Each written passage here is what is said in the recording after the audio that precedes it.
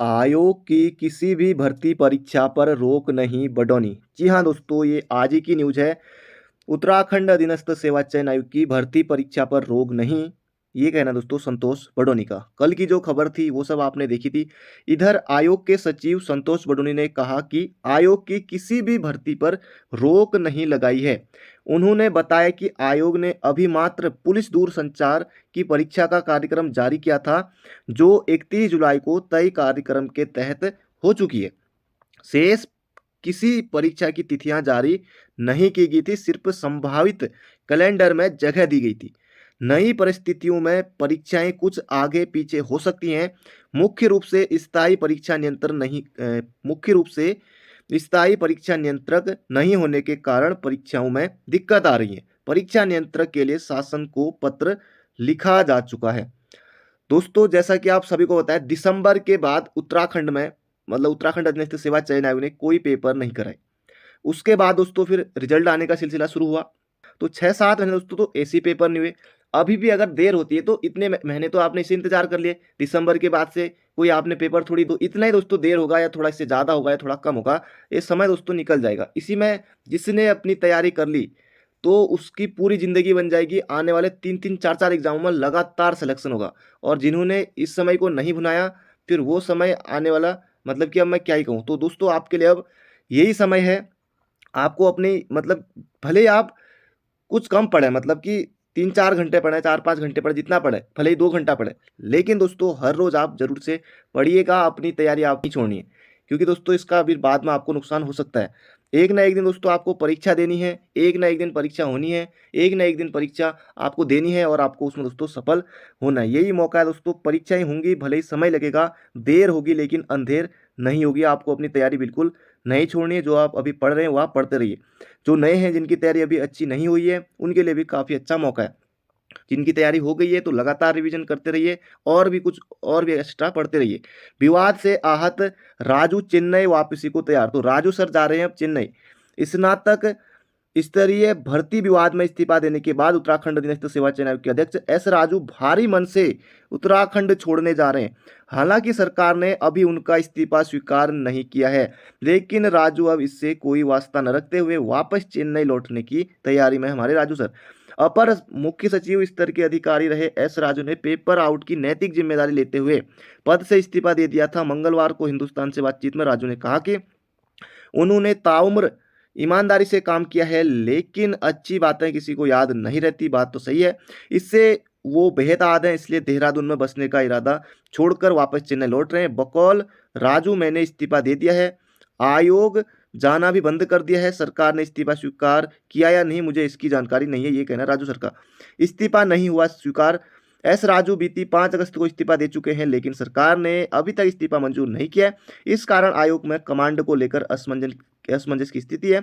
सामान्य तौर पर अध्यक्ष के अवकाश पर जाने की स्थिति में वरिष्ठ सदस्य विनोद राउत को चार्ज मिलता है, पर इस्तीफा देने की स्थिति में किसे चार्ज मिलेगा, इस पर ऊहापोह बना हुआ है। इससे पहले 2016 में भी तत्कालीन अध्यक्ष आरबीएस राउत के इस्तीफे के समय करीब 2.5 माह तक इसी तरह असमंजस की स्थिति रही थी। 2016 में भी दोस्तों फिर से वो समय लौट के आया है। हालांकि तब सरकार ने रावत को नया अध्यक्ष नियुक्त होने तक कार्यवाहक व्यवस्था के तहत सामान्य कामकाज देखने के लिए रोके रखा था। तो क्या राजू सर रुकेंगे? अब ये भी बात देखने वाली बात होगी। रावत ने तब 9 मई को इस्तीफा दिया था, पर उनका इस्तीफा 21 सितंबर को स्वीकार किया गया था। देखिए, 9 मई से 21 सितंबर तक इस बीच शासन स्तर से कार्यवाहक अध्यक्ष नियुक्त करने की पत्रावली चली, जिस पर अमल नहीं हो पाया था।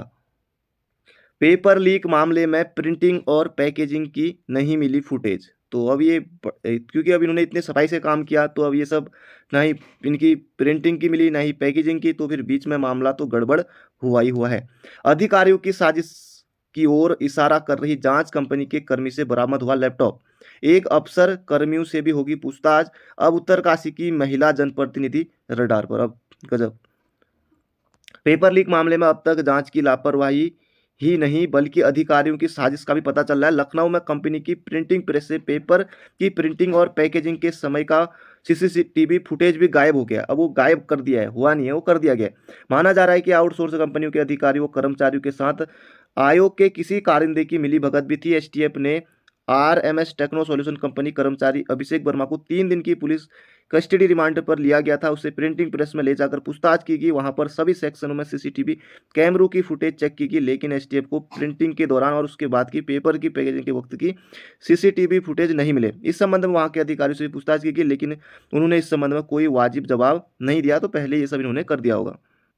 अब यहाँ पर दोस्तों ये आया हुआ है, अध्यक्ष न होने से पुलिस रैंकर्स भर्ती परीक्षा का परिणाम भी लटका है। कल भी आया था, आज भी आया है।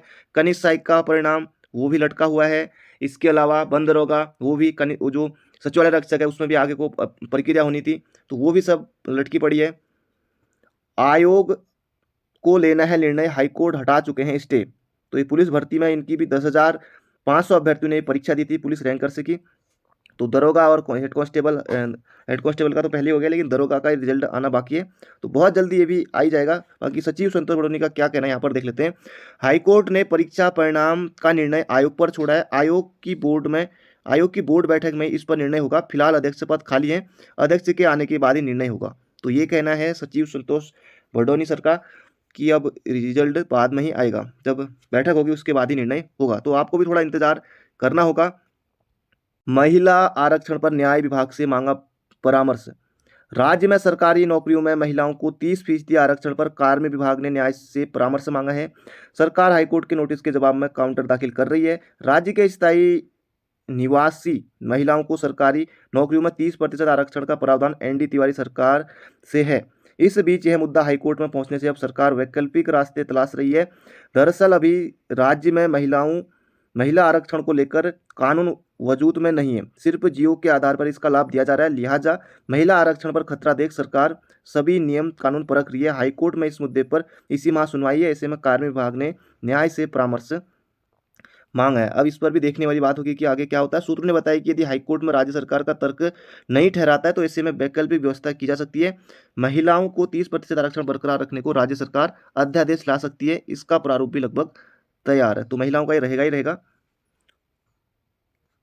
तो दोस्तों ये थी आज की जानकारी। बाकी मिलते हैं बहुत जल्दी एक नई वीडियो में। आपको दोस्तों अपनी तैयारी बिल्कुल नहीं छोड़नी है। अंत में आपसे फिर से मैं इतना ही कहना चाहूँगा, पेपर दोस्तों जैसे अभी 6-7 महीने कब आपके कट गए आपको बिल्कुल पता भी नहीं चला। दिसंबर से लेकर जब वीडियो परीक्षा हुई थी 4-5 दिसंबर, उसके बाद दोस्तों कोई खास परीक्षा नहीं हुई। हालांकि वो पीसीएस की परीक्षा हुई थी, लोअर पीसीएस की, उसके बाद दोस्तों कोई खास परीक्षा नहीं हुई, वो भी दिसंबर में हुई थी। तो तब से लेके दोस्तों आपने 6-7 महीने तो आपने से आपको पता ही नहीं चला, तैयारी करते करते, बाकी रिजल्ट का इंतजार करते करते। तो बाकी इस तरह से कुछ ये समय भी बीत जाएगा। बाकी हो सकता है इसी साल लास्ट में एग्जाम हो जाए या जनवरी फरवरी। दोस्तों बहुत जल्दी दोस्तों ये आयोग का फैसला है कब अध्यक्ष चाहते हैं परीक्षा नियंत्रण। तो आप अपनी तैयारी बिल्कुल मत छोड़िएगा दोस्तों, परीक्षा होगी एक ना एक दिन जरूर होगी और आपको उसमें जरूर से निकलना है। तो thank you friend, thank you so much.